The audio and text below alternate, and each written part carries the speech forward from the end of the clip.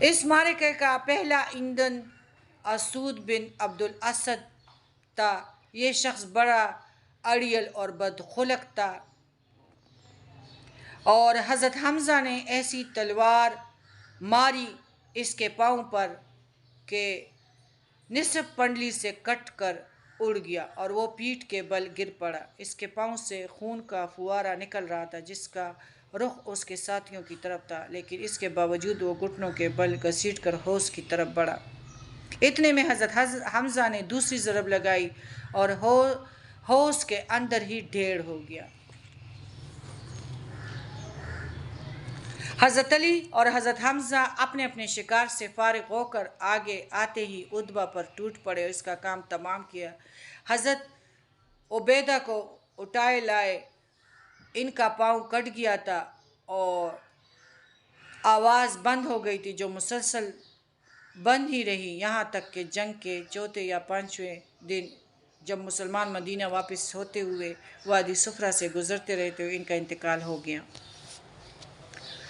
یہ دو فرقین ہیں۔ قرآن پاک میں آیت نازل ہوئی ہے، یہ دو فرقین ہیں جنہوں نے اپنے رب کے بارے میں جھگڑا کیا۔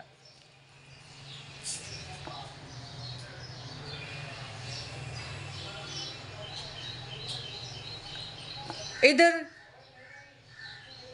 رسول اللہ صفے درست کر کے واپس آتے ہی اپنے پاک پروردگار سے نصرت و مدد کا وعدہ پورا کرنے کی دعا مانگنے لگے۔ آپ کی یہ دعا تھی، اے اللہ تو نے مجھ سے جو وعدہ کیا ہے اسے پورا فرما دے۔ اے اللہ میں تجھ سے تیرے عہد اور تیرے وعدے کا سوال کر رہا ہوں۔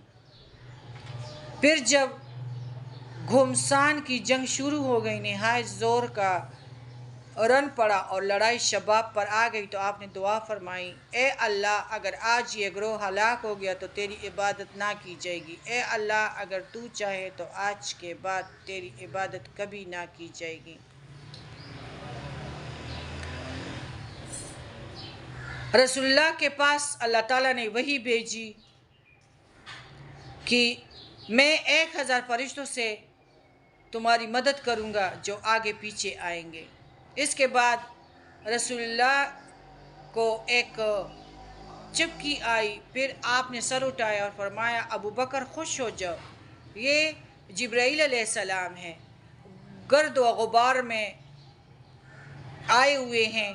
ابن اسحاق کی روایت یہ ہے کہ آپ صلی اللہ علیہ وسلم نے فرمایا، ابو بکر خوش ہو جاؤ، تمہارے پاس اللہ کی مدد آ گئی، یہ جبرائیل علیہ السلام ہے، اپنے گھوڑے کی لگام تھامے اور اس کے آگے آگے چلتے ہوئے آ رہے ہیں، گرد و غبار میں لپٹے ہوئے ہیں۔ اس کے بعد رسول اللہ چپڑ کے دروازے سے تشریف باہر لائے اور ذرا پہن رکھی تھی، آپ پرجوش طور پر آگے بڑھ رہے تھے اور فرماتے جا رہے تھے، ان قریب یہ جتھا شکست کھا جائے گا اور پیٹ پھیر کر بھاگے گا۔ اس کے بعد آپ نے ایک مٹھی کنکری مٹی لی اور قریش کی طرف رخ کر کے فرمایا، چہرے بگڑ جائے، اور ساتھ ہی مٹی ان کے چہروں کی طرف پھینک دی۔ پھر مشرکین میں سے کوئی بھی نہیں تھا جس کے 2 آنکھیں نہ تھیں اور منہ میں اس کی مٹی میں سے کچھ نہ گیا ہو۔ اس کی بابت اللہ تعالیٰ نے ارشاد فرمایا، جب آپ صلی اللہ علیہ وسلم نے پھینکا تو در حقیقت آپ صلی اللہ علیہ وسلم نے نہیں پھینکا بلکہ اللہ نے پھینکا۔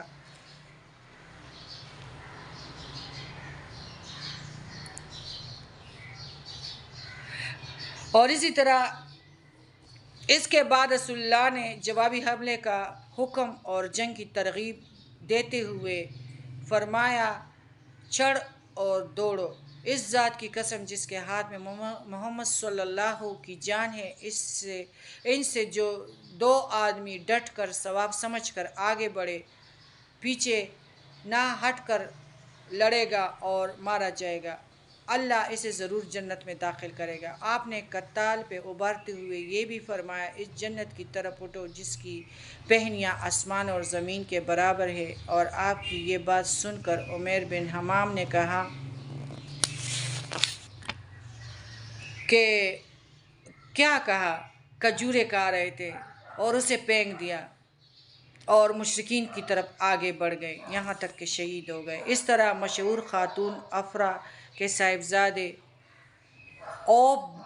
औफ बिन हारिस ने दरियाफ्त किया कि ए अल्लाह के रसूल, परवरदिगार अपने बंदे की किस बात से खुश होकर मुस्कुराते हैं? आपने फरमाया, इस बात से कि बंदा खाली जिस्म बग़ैर हिफाजती हथियार पहने अपने हाथ दुश्मन के अंदर डिबो दे। ये सुनकर औफ ने अपने बदन से ज़रा उतार फेंकी और तलवार लेकर दुश्मन पर टूट पड़े और लड़ते लड़ते शहीद हो गए। मुसलमानों ने नहायत पुरजोश और खरोश लड़ाई लड़ी और फरिश्तों ने भी इनकी मदद की और ये मदद आसमान की तरफ से थी। इस तरह था कि यानी कोई शाहसवार उनका नहीं बचा और इस पे यानी मुशरिकीनों पे सही, क्योंकि फरिश्ते 1000 आए थे ना, तो मार पड़ने की आवाज़ आती थी लेकिन कोई नज़र नहीं आता था। अस्तगफिरुल्लाह। और एक शाहसवार की आवाज़ सुनाई पड़ी जो कह रहा था कि हिज़ूम आगे बढ़ो।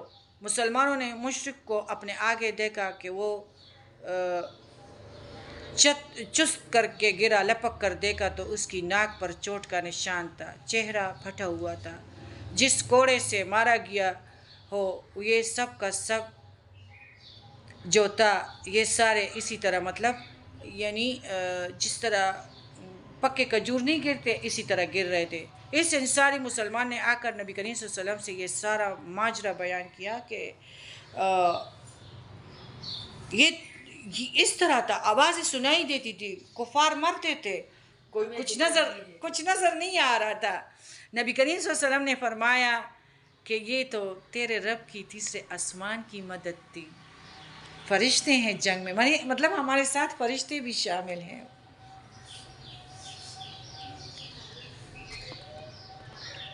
अबू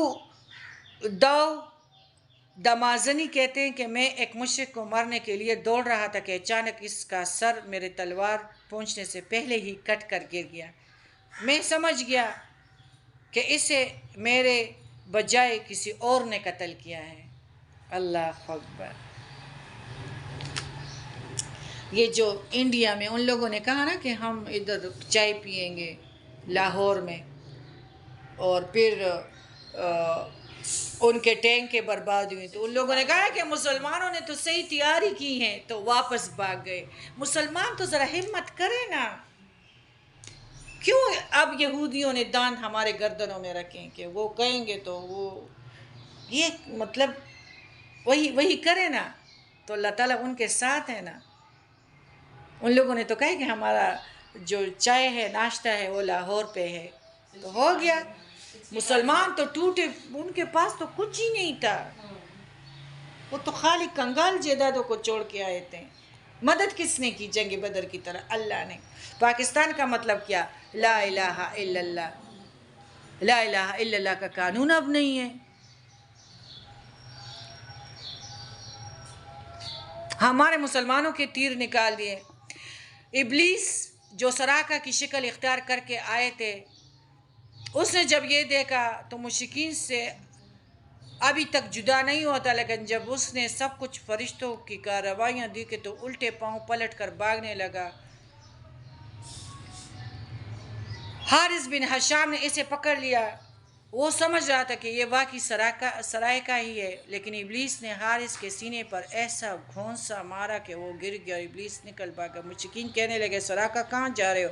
क्या तुम्हें ये नहीं कहा था कि तुम हमारी मददगार होंगे, हमसे जुदा नहीं होंगे? उसने कहा, मैं वो चीज़ देख रहा हूँ जिसे तुम नहीं देखते। मुझे अल्लाह से डर लगता है और अल्लाह बड़ी सख्त सज़ा वाला है। और इसके बाद भाग कर समंदर में जा गिरा। वो लोग समझे कि ये तो सराका का शिकल इख्तियार किया था, ये तो शैतान था। शैतान इसी तरह निज़ा की जानकनी के वक़्त तो कहेगा, मेरा तेरे पे कोई ज़ोर नहीं चल रहा था, तुम जो ये टुमक टुमक के बाल खुल के जा रही थी ना, तुम्हारे ये जो सारे सामान नज़र आते थे, मेरा तेरे पे ज़ोर नहीं था। मैं सिर्फ दिल में तुम्हारी बात डालती थी कि मर्दों को ज़रा मॉडर्न नज़र आओगी। तुमने किया है। मैं खुद डरता हूँ, मैं खुद जहन्नमी हूँ, तुम मेरे साथ होंगे, या मैं ऊपर होऊंगा या तुम ऊपर होगी। मेरी बेटी 6 गानों पे नाचती हैं और माए हाल में इतनी ادھر جا کے ڈی جے والے کو بتاتے ہیں کہ ان کو یہ گانے لگا دو. تالیاں بھی نہیں بجانی چاہیے, ان کو پیٹ کرنا چاہیے, کیونکہ آپ لوگ داد دیتے ہیں تو وہ یہ کام کرتے ہیں نا. پھر اسی طرح یہ ابلیس بھی تو ان سے جدا ہو گیا. ان لوگوں نے اس نے کیا کہ میں وہ دیکھتا ہوں جو تم لوگوں کو نظر نہیں آ رہا. ابو جہل اب بھی اپنے گرد مشرکین کا ایک غول میں اب مطلب ایک پہاڑ کی طرح اس کا وہ تھا, رکھوالے تھے نا, گارڈز تھے, ایک ہول لیے جمع ہوا تھا. اس غول نے ابو جہل کے چاروں طرف تلواروں کی باڑ اور نیزوں کا جنگل قائم کر رکھا تھا, لیکن اسلامی ہجوم کی آندھی نے اس باڑ کو بھی بکھیر دیا اور اس جنگل کو بھی اکھیڑ دیا. اس کے بعد طاعوت اکبر دکھائی پڑا. مسلمانوں نے دیکھا کہ وہ ایک گھوڑے پر چکر کاٹ رہا ہے. ادھر اس کی موت 2 انصاری جوانوں کے ہاتھ اس کا خون چوسنے کی منتظر تھی. حضرت عبد الرحمن بن عوف رضی اللہ تعالیٰ عنہ کا بیان کہ میں جنگ بدر میں روز صف کے اندر تھا کہ اچانک مڑا تو کیا دیکھتا ہوں کہ دائیں بائیں 2 نوعمر بچے ہیں. گویا ان کی موجودگی سے میں حیران ہو گیا کہ اتنے میں ایک نے اپنے ساتھی سے چھپ کر مجھ سے کہا, چچا جان مجھے ابو جہل کو دکھلا دیجئے. میں نے کہا بھتیجے تم اس سے کیا کرو گے؟ اس نے کہا مجھے بتایا گیا ہے کہ وہ ہمارے نبی کو رسول اللہ صلی اللہ علیہ وآلہ وسلم کو گالیاں دیتا ہے. اس ذات کی قسم جس کے ہاتھ میں میری جان ہے, اگر میں نے اس کو دیکھ لیا تو میرا وجود اس کے وجود سے الگ نہ ہوگا, یہاں تک کہ ہم میں جس کی موت پہلے لکھی ہے وہ مر جائے. وہ کہتے ہیں کہ مجھے اس پر تعجب ہوا. اتنے میں دوسرے شخص نے مجھے اشارے سے متوجہ کر کے یہی بات کہی. ان کا بیان ہے کہ میں نے چند ہی لمحوں کے بعد دیکھا کہ ابو جہل لوگوں کے درمیان چکر کاٹ رہا ہے. میں نے کہا ارے دیکھتے نہیں, یہ رہا تم دونوں کا شکار جس کے بارے میں تم دونوں مجھ سے پوچھ رہے تھے. ان کا بیان ہے کہ یہ سنتے ہی وہ دونوں بچے اپنی تلواریں لیے جھپٹ پڑے اور اسے مار کر قتل کر دیا. پھر پلٹ کر رسول اللہ صلی اللہ علیہ وآلہ وسلم کے پاس آئے. آپ صلی اللہ علیہ وسلم نے فرمایا تم میں سے کس نے قتل کیا ہے؟ دونوں نے کہا میں نے قتل کیا ہے. آپ صلی اللہ علیہ وسلم نے فرمایا اپنی اپنی تلواریں پھونک چکے ہو؟ بولے نہیں. آپ نے دونوں کی تلواریں دیکھی, فرمایا تم دونوں نے قتل کیا ہے.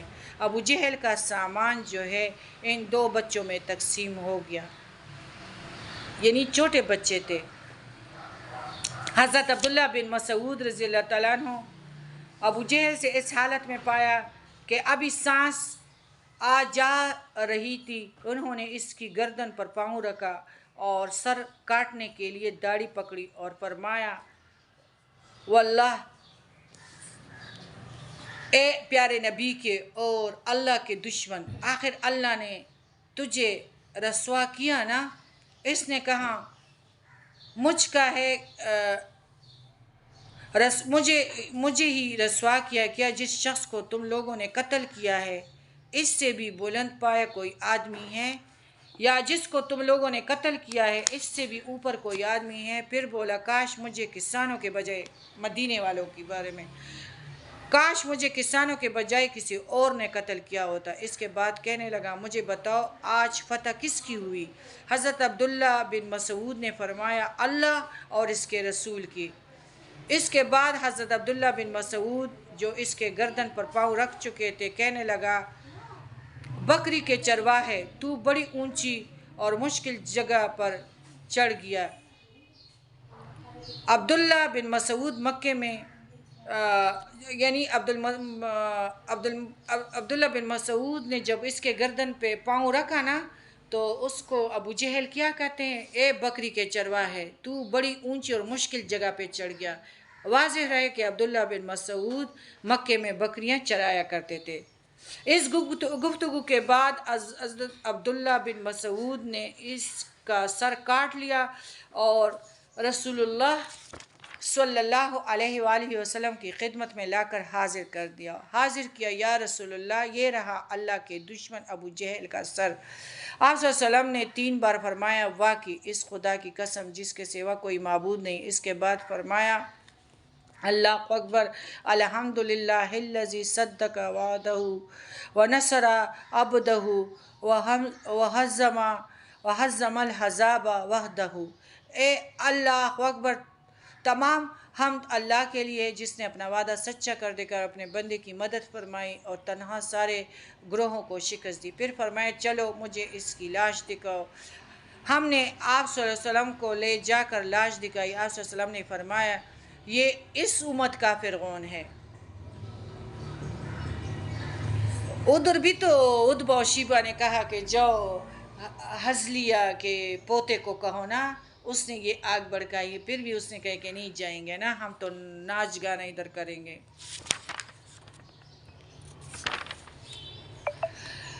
پھر اس طرح یہ مرکہ جو تھا یہ شکست فاش مشرکین کو ہوئی اور مسلمانوں کو فتح مبین پر ختم ہوا، اور اس میں 14 مسلمان شہید ہو گئے، 6 مہاجرین میں سے اور 8 انصار میں سے۔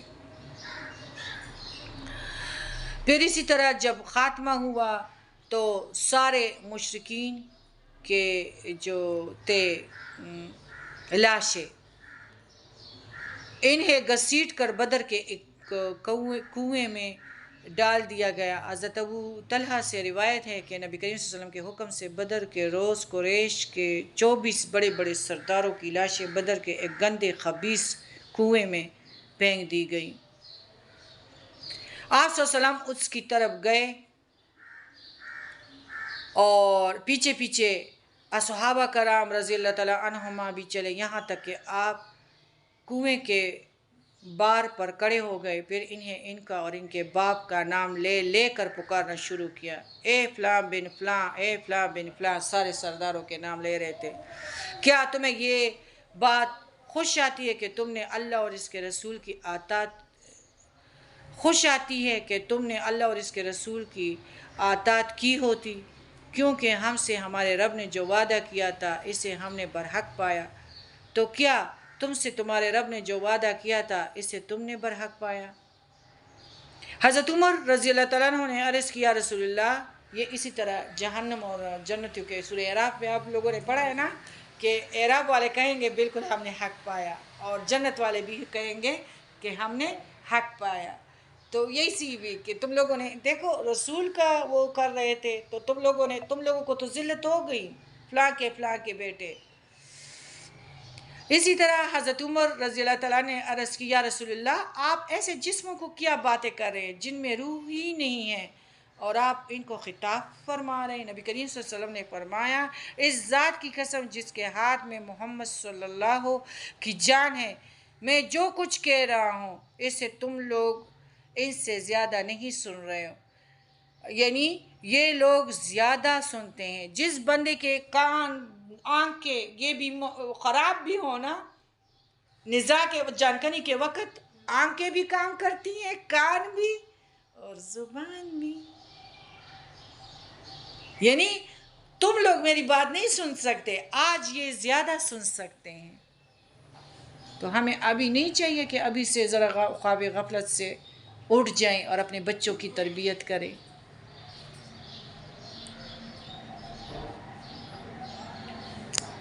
اچھا، مشرکین نے میدان بدر سے غیر منظم شکل میں بھاگتے ہوئے تتر بتر ہو کر گھبراہٹ کے عالم میں مکے کا رخ کیا۔ شرم و ندامت کے سبب ان کی سمجھ میں نہیں آ رہا تھا کہ کس طرح مکے میں داخل ہوں گے۔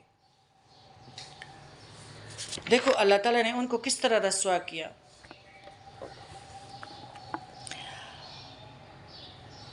ابو لہب تو نہیں گئے تھے اور اس نے لوگوں کو بھجوایا تھا، پیسے بھی دیے تھے۔ ابو سفیان ابو لہب سے کہنے لگے بس لوگوں سے ہماری مڈبیر ہوئی اور ہم نے اپنے کندھے ان کے حوالے کر دیے، اور ہم جسے چاہتے تھے قتل کرتے تھے اور ہم میں سے جسے چاہتے تھے قتل کرتے، جسے چاہتے تھے قید کرتے تھے۔ خدا کی قسم اس کے باوجود یعنی ہم جو تھے اگر ہمارے پاس سب کچھ بھی تھا لیکن ہم ان کے مقابلے میں کچھ نہ کر سکے. اس طرح لگتا تھا کہ آسمان اور زمین کے سارے یعنی شاہ سوار پیارے نبی کے ساتھ مدد کے لیے آئے ہیں. وہ تو خاص پتہ تھا کیونکہ تلوار تو نہیں پہنچی تھی اور بندہ مر جاتا تھا. اور اس طرح اہل مکہ کے میدان بدر کی شکست فاش کی خبر ملی اور ان کی طبیعت پر اس کا نہایت برا اثر پڑا ابو لہب پر. انہوں نے اور اس جنگ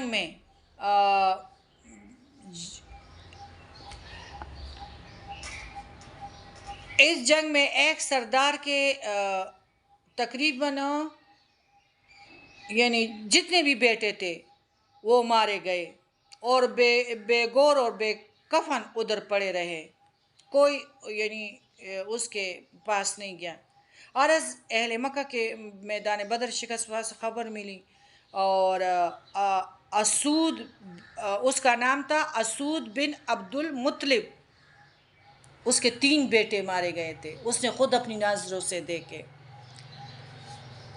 لیکن ابو سفیان نے منع کیا تھا کہ تم لوگ ادھر مکے میں رو گے نہیں, واویلے نہیں کرو گے ان پر. اور وہ بیچارہ بھی ذرا رونا چاہ رہا تھا اور اندھا آدمی تھا. تو ایک رات اس نے ایک نوحہ کرنے والی عورت کی آواز سنی. جھٹ اپنے غلام کو بھیجا اور کہا ذرا دیکھو کیا نوحہ کرنے کی اجازت مل گئی ہے سرداروں کی طرف سے.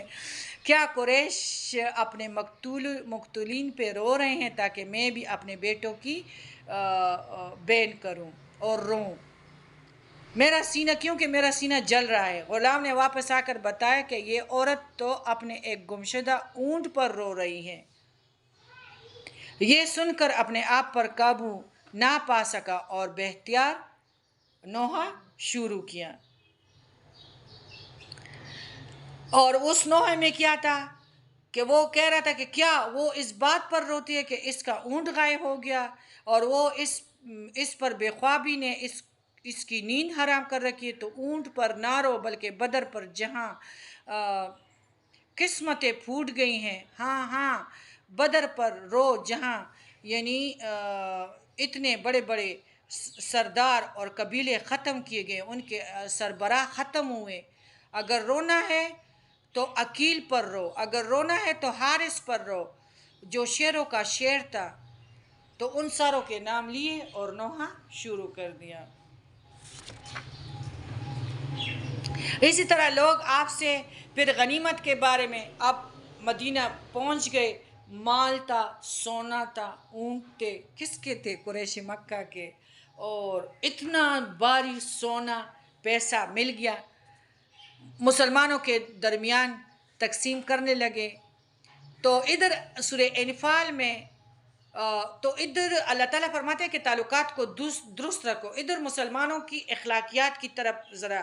آپ صلی اللہ علیہ وسلم نے جب مال غنیمت بانٹنا چاہا تو کسی نے کہا کہ میں نے نضر بن حارث کو قتل کر دیا تھا, اور کسی نے کہا کہ میں نے جو مشرکین کا پرچم پکڑا تھا تو میں نے اس کو یعنی قتل کیا تھا, اور کوئی کیا کہہ رہا تھا یعنی سارے اپنی اپنی باتیں کرنے لگے.